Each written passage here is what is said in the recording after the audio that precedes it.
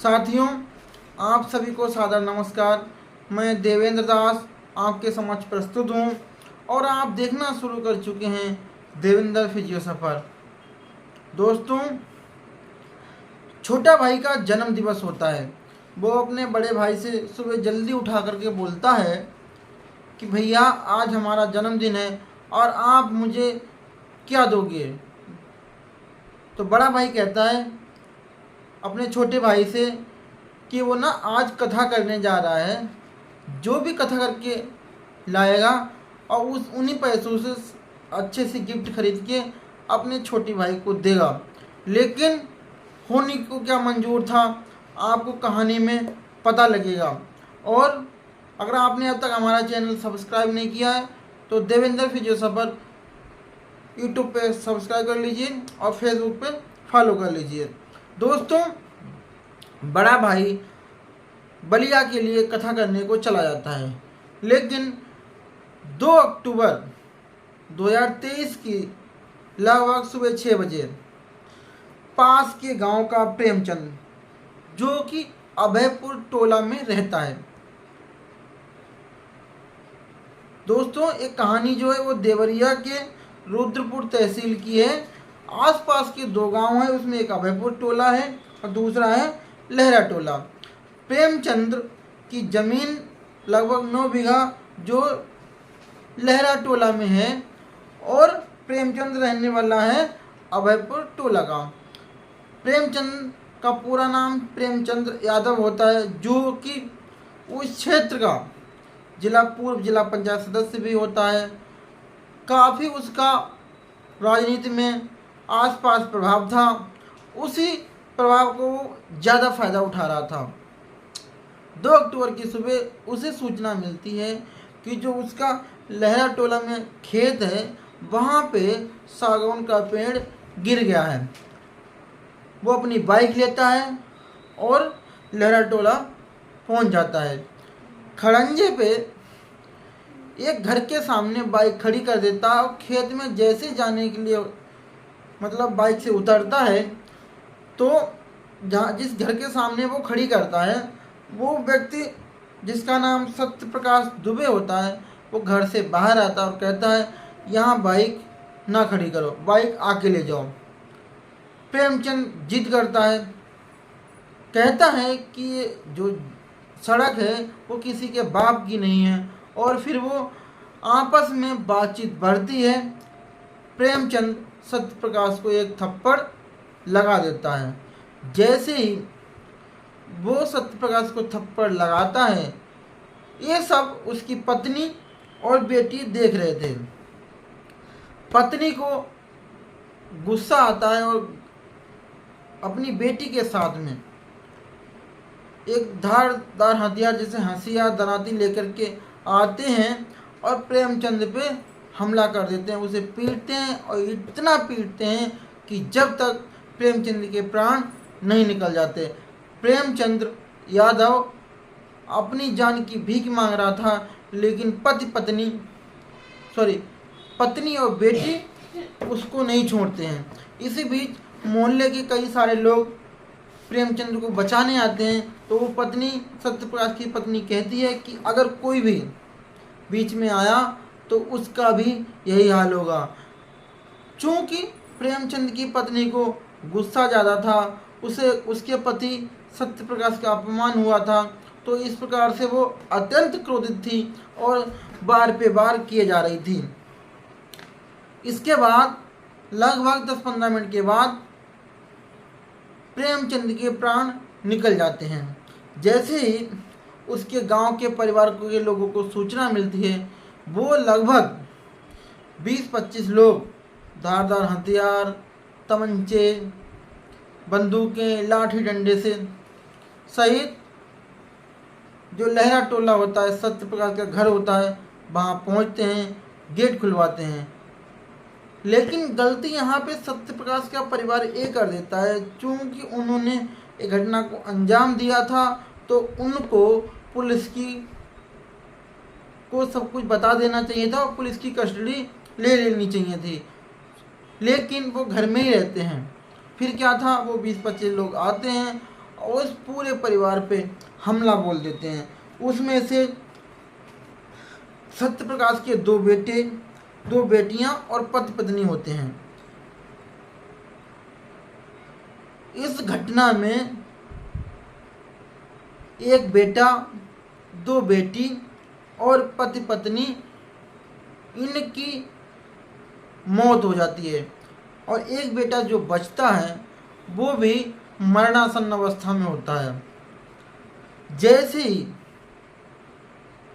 चूंकि 20-25 लोग दूसरे गांव से आ रखे थे, जो गांव के लोगों को पता भी लगता है वो लुक छुप के देख रहे थे, पर कोई भी बचाने नहीं जा रहा था।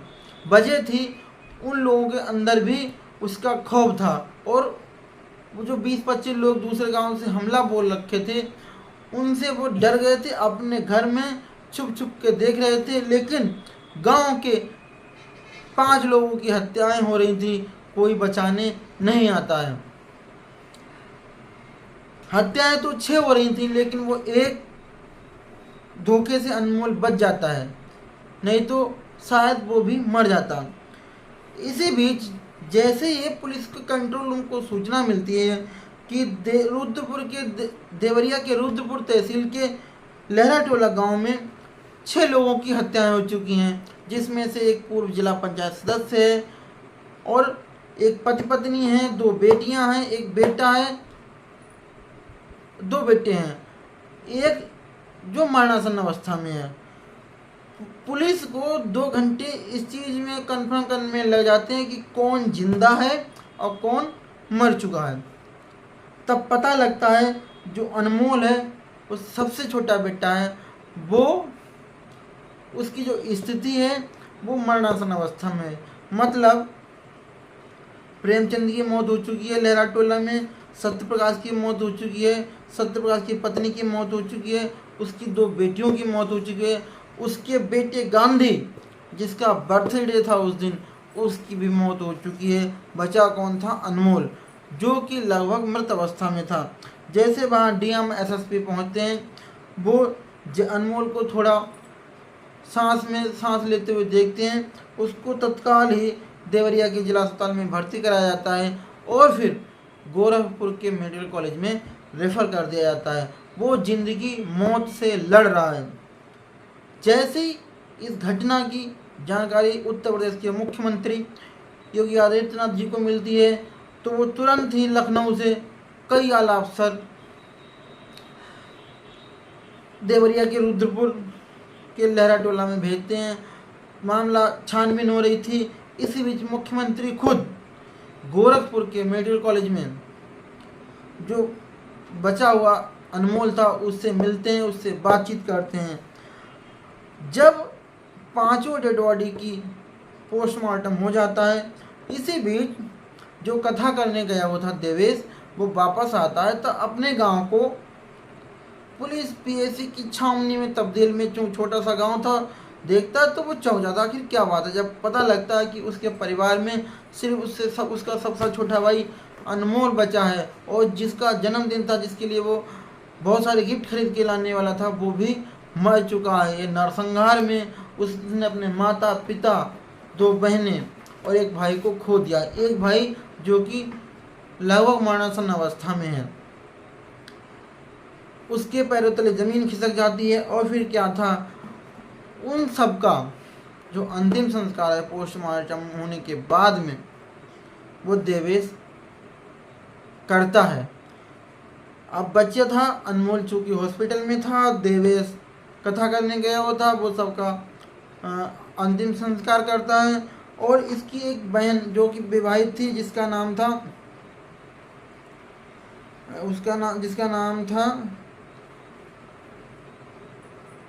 शोभिता, जो विवाहित थी, वो जब आती है संस्कार में, जो पुलिस छानबीन कर रही थी, तो 2 कहानी पता लगती हैं। एक कहानी की जो स्क्रिप्ट लिखी आती है वो 2008 की थी। इसके बाबा जनार्दन के 3 बेटे, एक का नाम ओम प्रकाश, जिसकी लगभग 2009 के करीब मौत हो जाती है, और सत्य प्रकाश का भाई ज्ञान प्रकाश उर्फ साधु। सत्य प्रकाश गांव में रहता है। ओम प्रकाश की मौत हो जाती है और ज्ञान प्रकाश गुजरात चला जाता है, गुजरात में काम करता है। लेकिन इन दोनों भाइयों में आपस में बनती नहीं थी और जो सारी प्रॉपर्टी थी इन 3 भाइयों की बजाय 2 भाइयों में बट जाती है। अब क्या था, चूंकि ज्ञान प्रकाश और सत्य प्रकाश की पटती नहीं थी, तो इसी बीच वो अपनी जमीन प्रेमचंद यादव को बेच देता है और गुजरात चला जाता है। इसी बीच सत्य प्रकाश को ये सब अच्छा नहीं लग रहा था।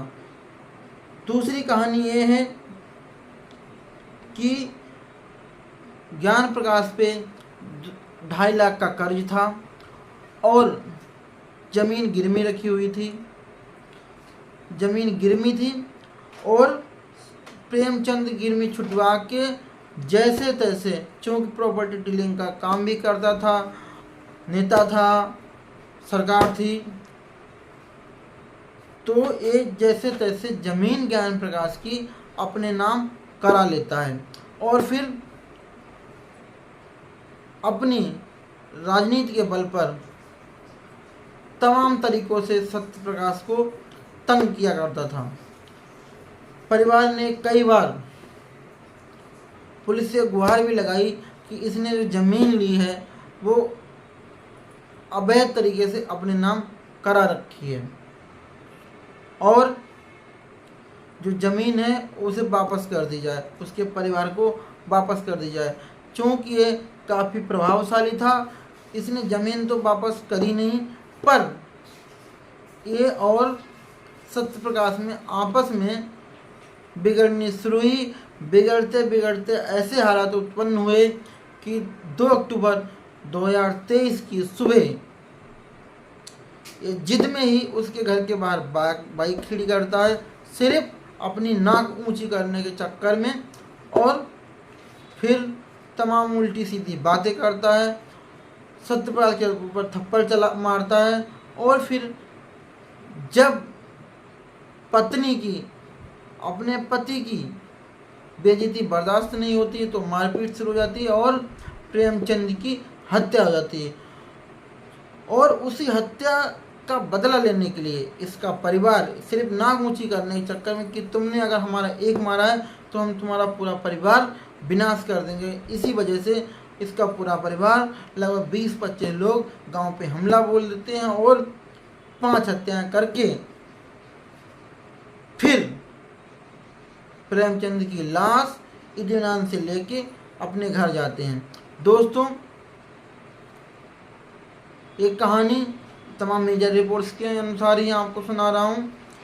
दूसरी चीज़ ये है, ये कहानी इस समय जो भी सुनता है वो सब हैरान है कि आखिर ज़मीन के विवाद के चक्कर में इतना बड़ा कोई व्यक्ति नरसंहार कैसे कर सकता है। कहानी आपको कैसी लगी आप हमें कमेंट बॉक्स में ज़रूर बताइए।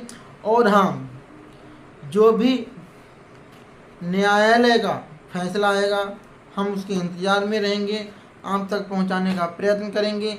शुभ रात्रि, नमस्कार, जय श्री राम। देवेंद्र फिजियो सफ़र को फॉलो करिए, सब्सक्राइब करिए और देखते रहिए देवेंद्र फिजियो सफ़र